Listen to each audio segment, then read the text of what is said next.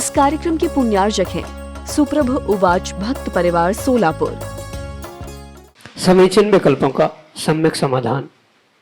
आगम के परिप्रेक्ष्य में हम सभी प्रतिदिन प्राप्त कर रहे हैं परम पूज्य मुनिश्री सुप्रभ सागर जी महाराज के मुखारविंद से।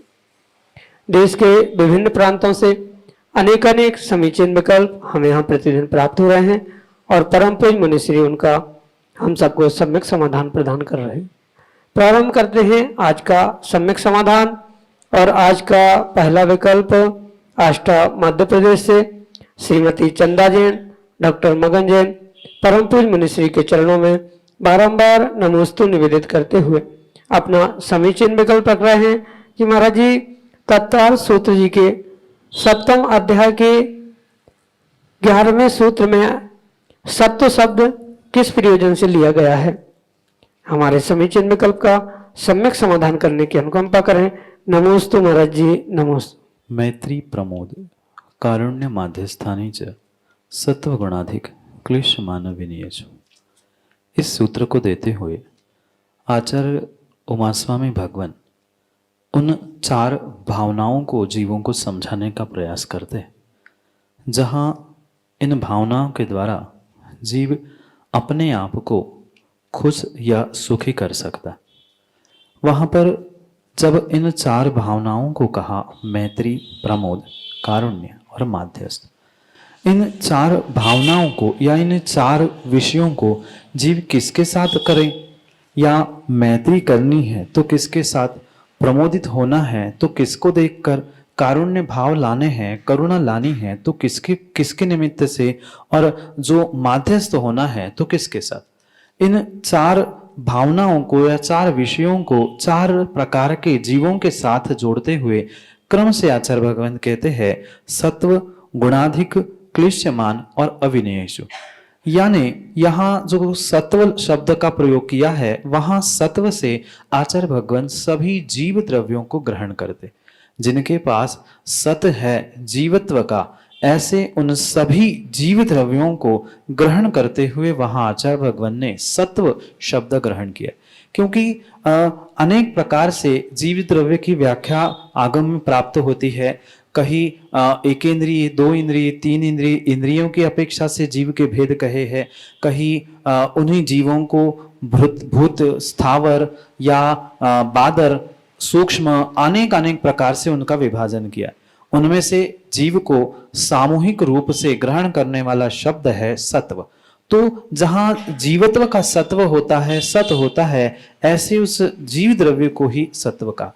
तो यहाँ जो मैत्री के भाव है, जैसे आप सामायिक पाठ आदि में भी पढ़ते हो, सत्वेषु मैत्री प्रेम भाव हो सब जीवों पर, वहां सब जीव सत्वेषु वह सत्व यानी जीव द्रव्य, प्रत्येक जीव द्रव्य के प्रति मैत्री के भावों को प्रदर्शित करने के लिए इस 7वें अध्याय में 11 नंबर के सूत्र में उमास्वामी भगवान ने जीव को लेते हुए या जीव को ही इंगित करते हुए सत्व शब्द को कहा है। और ये सत्व शब्द जीव का ही पर्यायवाची नाम है। सभी जीवों के प्रति, सभी सत्वों के प्रति मैत्री भाव, इस अभिप्राय से वहां सत्व शब्द जीव के पर्यायवाची रूप में लिया है। और यही आपके लिए सम्यक समाधान। संजीव नादगांवकर वासिम महाराष्ट्र से परम पूज्य मुनिश्री के चरणों में बारंबार नमोस्तु निवेदित करते हुए अपना समीचीन विकल्प रख रहे हैं कि महाराज जी तीर्थराज सम्मेद शिखर जी की वंदना करते समय बहुत सारे वृद्ध एवं यात्री डोली करके वंदना करते हैं, तो क्या यह बात उचित है या इसमें हमें कोई दोष लगता है। हमारे समीचीन विकल्प का सम्यक समाधान करने की अनुकंपा करें। नमोस्तु महाराज जी, नमोस्तु। किसी भी क्षेत्र की वंदना स्वयं की शक्ति के अनुसार ही करनी होगी, और शक्ति के साथ साथ ये भी हमें भान करना होगा कि हमारा किसी भी प्रकार से बोझ दूसरे के ऊपर ना हो। वास्तव में वही स्वयं की पुण्य देने वाली तीर्थ यात्रा हो सके, चाहे समय शिखर हो या अन्य किसी तीर्थ क्षेत्र के क्यों ना हो। जब हमारे पास शक्ति है तभी उस शक्ति के अनुसार हमें क्षेत्रों की यात्रा, दान, तीर्थ वंदना आदि आदि कार्य करने चाहिए। और ये भी बात परम सत्य है कि अगर हमारी शक्ति नहीं है और फिर भी हम तीर्थ वंदना दूसरे के बलबूते पर या दूसरे के निमित्त से कर रहे हैं, तो कथनचित वहां दोष तो लग रहा है। पर इसका अर्थ ये नहीं है कि वे वृद्ध व्यक्ति और जिनकी शक्ति नहीं है वो तीर्थ यात्रा करे ही नहीं, वे पहाड़ चढ़े ही नहीं, इसका अभिप्राय ये भी नहीं है। तो ये पहली बात तो हमें ये समझनी होगी, दूसरों के कंधों पर यानी डोली आदि के द्वारा जाना ये विषमता के कारण हो सकता है, पर विषमता के कारण भले ही हो पर फिर भी वहां कथनचित दोष तो लग ही रहा है। क्योंकि भले ही हम उनको पैसे दे रहे हैं, धन दे रहे हैं, पर अगर उन्हें कष्ट हो रहा है, कष्ट की अनुभूति वे कर रहे हैं, तो परिपूर्ण रूप से वह चढ़ने वाला या डोली में बैठने वाला दोषी अवश्य है। पर इसलिए अगर हम उस कार्य को परिपूर्ण रूप से समझदारी से जितनी उसकी रकम है यानी उसमें कम अधिक करना, बहुत सारे लोग जो 50 की लगे 25 लो 20 लो आदि करते हुए ने दुख देकर कष्ट देकर अगर उन कार्यों को संपन्न कर रहे हैं तो ऐसा कार्य नहीं करना होगा। इसलिए ये परम सत्य है, दोष तो लगेगा, पर जो वृद्ध है उनके लिए जो व्यवस्था बनाई है उनको उनका उचित न्यायपूर्व दाम देना होगा, और पैसे देकर हम कार्य करा रहे हैं उनका शोषण नहीं करा रहे हैं तो वह दोष नहीं लगेगा। क्योंकि शारीरिक व्यवस्था ऐसी है कि वृद्धावस्था में या कुछ व्यक्तियों का ऐसा शारीरिक रूप रंग है या शारीरिक विषमता है जिसके कारण वे पैदल चढ़ नहीं पा रहे हैं, तो ऐसे काल में अगर उचित दाम देकर पैसे देकर उनसे हम काम ले रहे हैं तो उसमें दोष नहीं है। पर फिर भी कथनचित किसी अपेक्षा से हम किसी इंसान के कंधों पर चढ़े जा रहे हैं, इस अपेक्षा से तो दोष है।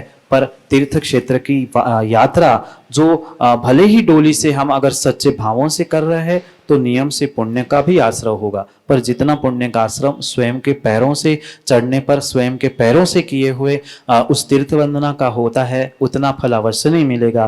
पर कुछ नहीं से कुछ सही, इस प्रकार से ना करने से अच्छा है हम दाम दे के जैसी शक्ति है उस प्रकार से काम करें तो वह हमारा अर्थ भी कार्यकारी है और शरीर भी कार्यकारी है। यही आपके लिए सम्यक समझ है। श्रेयांश जैन LIC विशुद्ध बेला सागर मध्य प्रदेश से परम पूज मुनिश्री के चरणों में सपरिवार कोटि कोटि नमोस्तु निवेदित करते हुए अपना समीचीन विकल्प रख रहे हैं कि महाराज जी निर्माल्य का स्वरूप क्या है।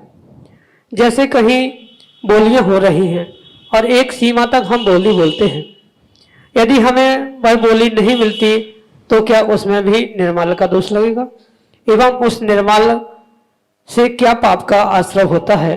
हमारे समीचीन विकल्प का सम्यक समाधान करने की अनुकंपा करें। नमोस्तु महाराज जी, नमोस्तु। श्रेयांश भाई, सबसे पहले आगम के परिप्रेक्ष्य में निर्माल्य के स्वरूप को समझने की आवश्यकता। बहुत सारे जीवों को इस निर्माल्य के विषय में बहुत सारी भ्रांतियां हैं और वास्तविक निर्माल्य का स्वरूप ही जीव नहीं जानता। आचार्य भगवंत कहते हैं जिन्नुद्धाड़ प्रसिद्धा जो अवशेषम दवम जो भुंजे सो भुंजे भुंजे नर दुखम। यहाँ आचार्य भगवंत कहते हैं जो जीर्णोद्धार, जिन प्रतिमा, जिन महोत्सव, जिन यात्रा आदि के निमित्त से जो दान दिया जा रहा है वह दान दिया हुआ प्रत्येक धन, प्रत्येक द्रव्य परिपूर्ण रूप से निर्माल्य है। इतना ही निर्माल्य का स्वरूप नहीं है, अपितु अनेक प्रकार से निर्माल्य को समझने की आवश्यकता। ये तो जो मंदिर की का क्रिया या मंदिर के निमित्त से जो धन इकट्ठा किया गया था वो निर्माल्य है ही, साथ साथ जो परिपूर्ण रूप से मंदिर की सामग्री है, जैसे मंदिर के टेबल, चटाई, द्रव्य आदि आदि का भी अगर व्यक्ति दुरुपयोग कर रहा है, घर गृहस्थी के लिए प्रयोग कर रहा है, वो भी निर्माल्य की ही कोटि में आएगा। साथ साथ जैसे कि आपने उस बोलियों के निमित्त से प्रश्न पूछा है, ये भी परम सत्य है कि जितनी शक्ति होती है उस शक्ति के अनुसार ही व्यक्ति बोलियां लगाता है। और माना कि किसी ने वह अपनी सीमा के बाहर बोली लगा ली और दूसरे ने उतनी, माना कि आपकी 1 लाख की बोली लेने का मन आप लेके आए थे और आपने सामने वाले को देखकर उसने एकदम से 5 लाख बोल दिए और आपकी 1 की ही तैयारी थी, 1 की 2-3 करते पर 5 में बोला तो आपने छोड़ दिया। तो इस विषय में भी आचार्य भगवान स्पष्ट रूप से कहते हैं, हमने जो बोली लगाई है वह बोली लगाया हुआ मेरा प्रत्येक धन परिपूर्ण रूप से जब तक हम उसे मंदिर या उस कार्य के लिए समर्पित नहीं कर रहे हैं तब तक वह हमारे लिए निर्माल्य की ही कोटि में आएगा।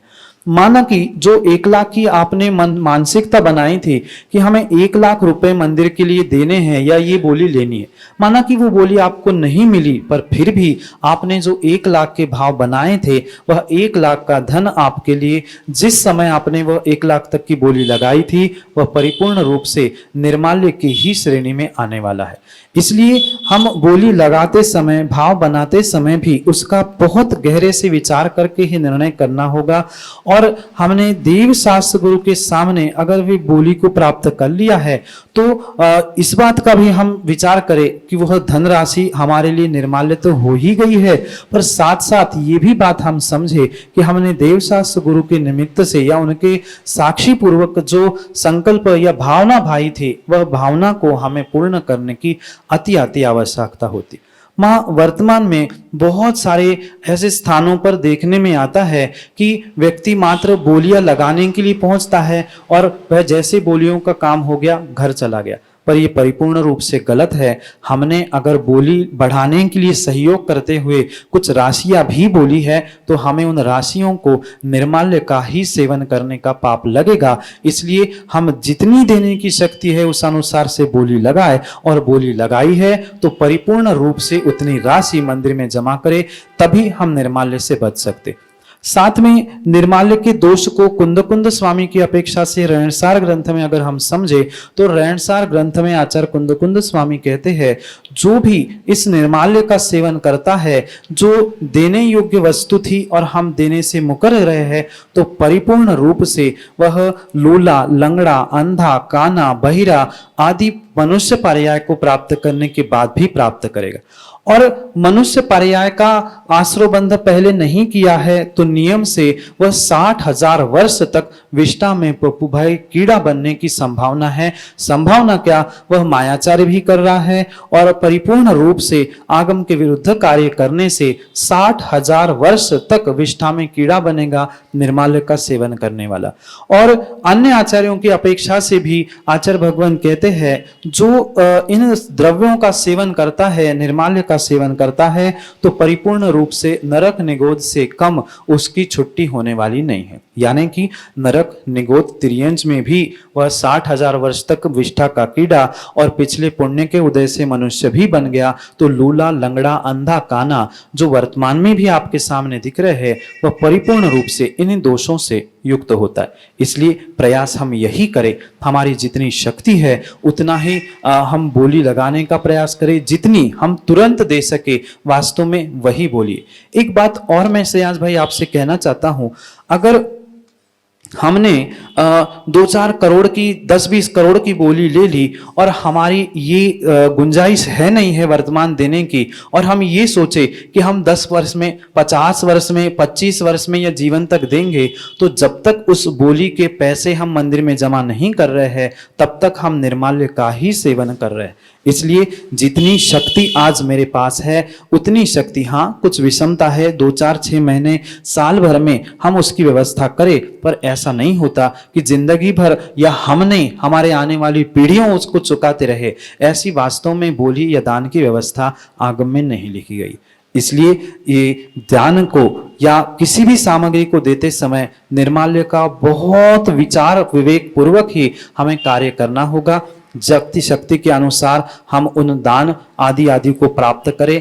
किंचित भी एक माँ चटाई का धागा भी, एक मंदिर का बर्तन, एक टेबल भी अगर हम घर ले गए हैं, चाहे वह व्यवस्थापक हो चाहे कमेटी के मेंबर हो, वह अपने जेब से अधिक जी 54 नहीं 50 नहीं 500 रुपए लगा लेना, पर मंदिर के माली के हाथ से पानी पीना भी निर्माल्य है।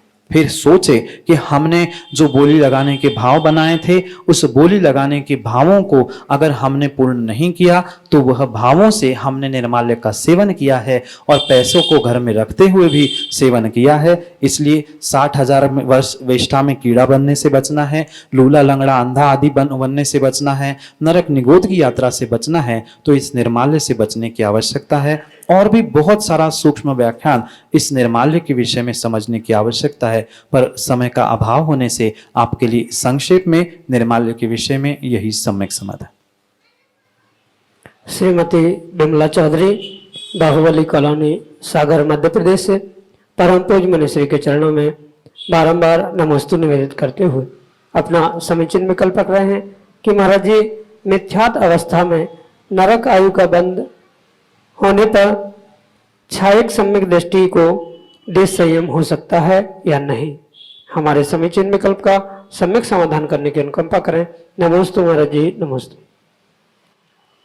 आगम के परिप्रेक्ष्य में जो सम्यक दृष्टि जीव होता है वह किसी भी प्रकार से नरक आयु को नहीं बांधता, और क्वचित कदाचित मिथ्यात की पर्याय में जो उसने उस नरक आयु को बांधा था वह भले ही क्षायिक सम्यक दृष्टि भी क्यों ना बन जाए, पर यह भी पक्का मानना होगा जब वह नरक आयु का बंध करता है तो नरक आयु के बंध के उपरांत वह कभी भी देश व्रत, अणुव्रत, महाव्रत आदि व्रतों को भी धारण करने की शक्ति नहीं रखता। इतना ही नहीं, आचार्य भगवान तो ये भी कहते हैं जिसने उस नरकायु को बांध लिया है वह कभी भी सच्चे देवशास्त्र गुरु के सामने विनय पूर्वक अपनी क्रियाओं को धारण नहीं कर सकता। साथ साथ ये भी बात समझने योग्य है, बहुत बड़े व्रत, अणुव्रत, महाव्रत क्या, वो छोटा सा नियम रात्रि भोजन त्याग, आलू प्याज त्याग या एक छोटा सा 1 घंटे का भोजन का त्याग भी वह नहीं कर सकता जिसने नरक आयु का बंध कर लिया। इसलिए स्वयं की परीक्षा करने के लिए आचार्य भगवान ने बहुत सारे कारण बताए हैं।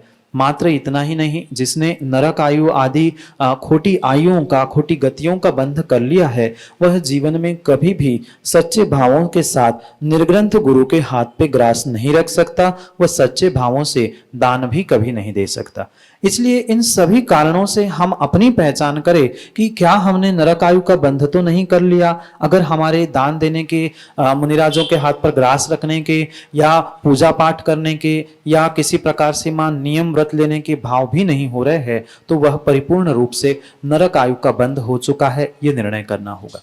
प्रश्न किया था 60,000 प्रश्न पूछने वाले उस जीव ने तीर्थंकर भगवान के समोशरण में कि मैंने इतना ज्ञान प्राप्त कर लिया, इतनी जिज्ञासाओं को आपके सामने रखते हुए सबका समाधान प्राप्त कर लिया कि भगवान ऐसा कौन सा कारण है कि एक छोटा सा संयम नियम भी लेने के मेरे परिणाम क्यों नहीं हो रहे। तब तीर्थंकर वर्धमान स्वामी ने कहा था कि आपने जो नरक आयु का बंध करके रखा है उस नरक आयु के बंध के कारण आप कभी भी ऐसे परिणाम ला नहीं सकते। आप ज्ञान तो प्राप्त कर लोगे, आपने सम्यक दर्शन भी प्राप्त कर लिया, पर फिर भी ये निर्णय है कि आपने नरक आयु का बंध किया है, इसलिए आपके नियम व्रत संयम आदि लेने के भाव नहीं हो रहे हैं। ये सिद्ध करता है कि जो भले क्षायिक सम्यक दृष्टि क्यों ना हो, पर जिसने नरक आयु का बंध कर लिया है वह कभी भी अच्छे कार्य को दान देना, मुनिराजों को आहार देना, उनकी वैयावृत्ति सेवा करना या जो नियम व्रत के निमित्त से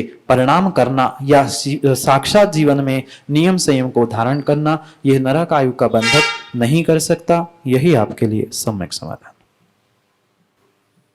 अगले समीचीन विकल्प के लिए हमारे सामने है श्रीमती आरती जैन, बाहुबली कॉलोनी, सागर, मध्य प्रदेश।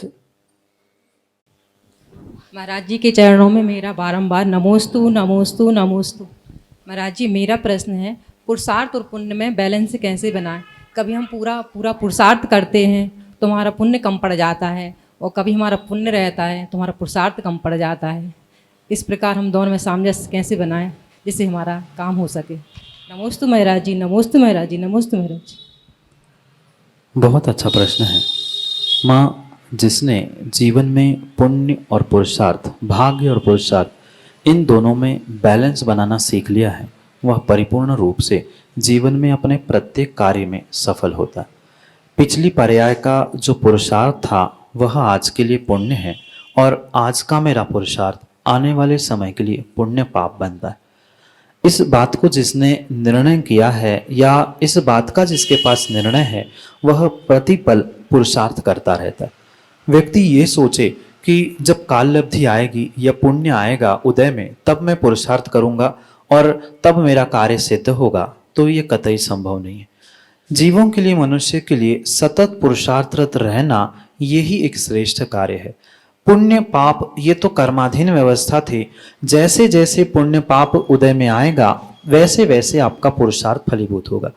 तीव्र पाप के उदय में आपने किया हुआ पुरुषार्थ कभी भी फलीभूत नहीं होगा, और तीव्र पुरुषार्थ करते हुए हम उस पाप को पुण्य रूप, पुण्य को पाप रूप भी परिवर्तित करने की शक्ति रखते। ये दोनों भी एक ही सिक्के के पहलू है और दोनों एक दूसरे के लिए परिपूर्ण रूप से पूरक है। पुण्य होगा तो ही सम्यक पुरुषार्थ होगा, और सम्यक पुरुषार्थ होगा तो ही पुण्य प्राप्त होगा।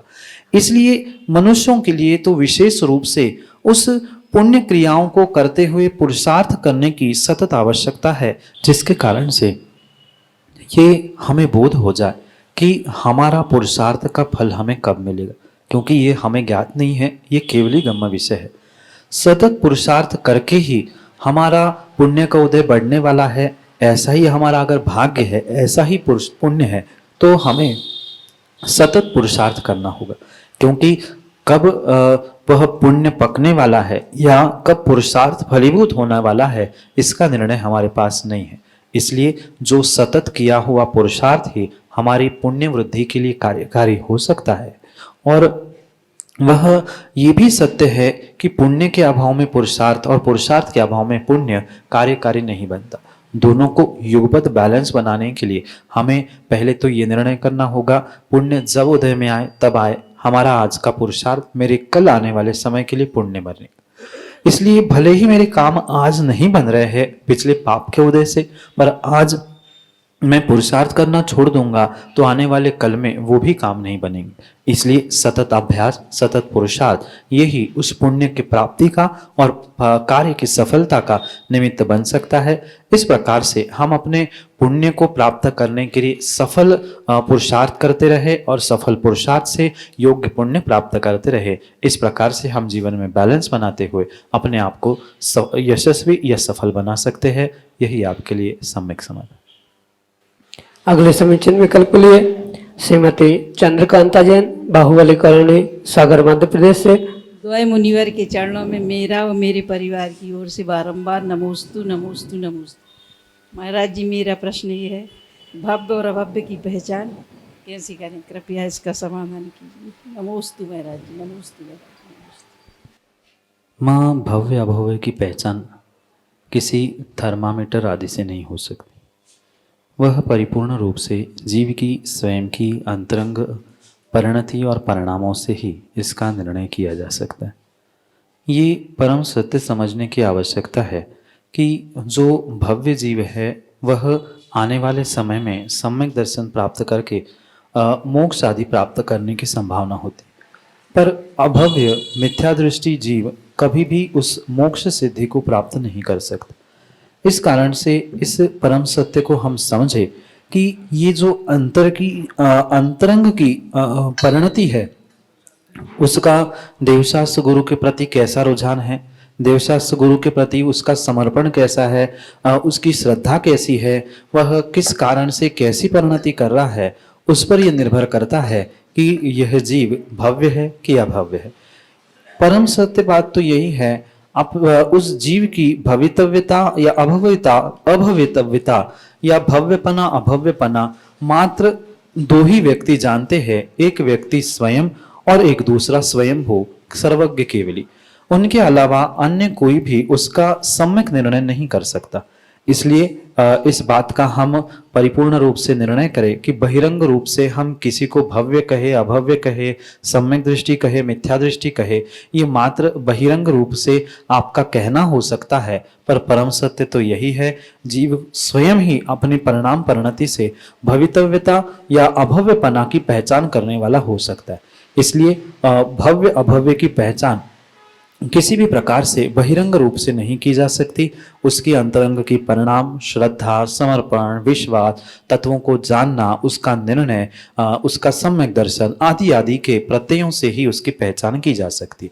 इसलिए बहिरंग रूप से ये कहना संभव नहीं है कि भव्य अभव्य की क्या परीक्षा है, दूसरे की भव्य अभव्य की परीक्षा करने की जगह हम स्वयं की भवितव्यता और मिथ्यात् सम्यक्ता आदि का निर्णय करें तो हमारा कल्याण होने की संभावना है। इसलिए भवितव्यता या भव्यपना अभव्यपना दूसरे का बहिरंग रूप से खोजने की जगह हम अपने ही भव्यपना अभव्यपना को खोजते हुए सम्यक निर्णय की करने की आवश्यकता है। इस बात को समझते हुए बहिरंग रूप से कोई भी उस भव्य या अभव्य जीव की पहचान नहीं की जा सकती। उसके अंतरंग रूप से जो उसके परिणाम है, जो देवशास्त्र गुरु के प्रति उसकी परिणति है, श्रद्धान है, उसके ही उसका निर्णय हो सकता है। यही आपके लिए सम्यक समझ। प्रतिदिन यह कार्यक्रम शाम को 4 बजे पारस टीवी के माध्यम से प्रसारित होता है एवं 5:13 पे यूट्यूब चैनल सुप्रभ उवाच के माध्यम से प्रसारित होता है। अगर आप आपके मन में उठने वाले विकल्प हम तक पहुंचाना चाहते हो, जो यहाँ उपस्थित है वो अपने कागज पे नाम लिख के विकल्प लिख के हम तक पहुंचाएं। जो यहाँ टीवी के माध्यम से या यूट्यूब के माध्यम से देख रहे हैं वह लोग 8707548811, जी हाँ यहाँ के लोग भी नोट कर सकते हैं, 8707548811 इस नंबर पे व्हाट्सएप के द्वारा अपने नाम और शहर के नाम के साथ अपना विकल्प व्हाट्सएप के द्वारा ऑडियो मैसेज या टेक्स्ट मैसेज के से भेज सकते हैं। samyak.samadhan@gmail.com इस ईमेल आईडी पे भी आप अपना विकल्प हम तक पहुंचा सकते हो। मुनिश्री के अन्य प्रवचन और अधिक जानकारी के लिए आप सुप्रभ उवाच इस यूट्यूब चैनल को सब्सक्राइब करके उसके बेल आइकन को जरूर दबाइए ताकि आपको चैनल की ओर से नोटिफिकेशन प्राप्त होती रहे। मुनिश्री के चरणों में बारंबार नमोस्तु करता हूँ एवं आज के इस सम्यक समाधान की बेला को यहीं पे विराम देता हूँ। नमोस्तु नमोस्तु नमोस्तु। आज ज्ञावाणी। इस कार्यक्रम के पुण्यार्जक हैं सुप्रभ उवाच भक्त परिवार सोलापुर।